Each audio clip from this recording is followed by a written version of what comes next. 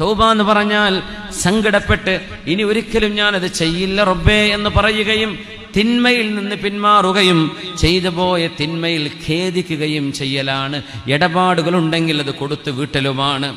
മുത്തുനബിയോട് പറഞ്ഞു, റസൂലേ, ഞാൻ തൗബ ചെയ്യുന്നുണ്ട്, പക്ഷേ പിന്നെയും തിന്മ ചെയ്തു പോകുന്നു നബിയേ. തങ്ങൾ പറഞ്ഞു, തുബ് ഇലല്ലാഹ്, വീണ്ടും തൗബ ചെയ്യണം. അങ്ങനെയാണ്. മയക്കുമരുന്നൊക്കെ നിർത്തിയെന്ന് വിചാരിച്ചു പോന്നതാണ്, പിന്നെയും അതിലേക്ക് തിരിച്ചുപോയി. കള്ളുകുടി നിർത്തിയതാണ്, പക്ഷെ അതിലേക്ക് തിരിച്ചു പോകുന്നു. വ്യഭിചാരം നിർത്തിയതാണ്, പിന്നെയും അതിലേക്ക് മനസ്സ് വരുന്നു. വീണ്ടും തൗബ ചെയ്യുമ്പോൾ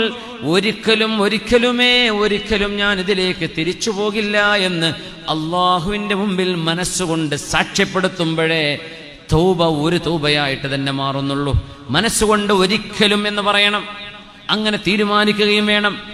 പിശാചിന് തോന്നണം, നിന്നെക്കൊണ്ട് പാപം ചെയ്യിച്ചിട്ട് കാര്യമില്ല, നീ വീണ്ടും തൗബ ചെയ്യും.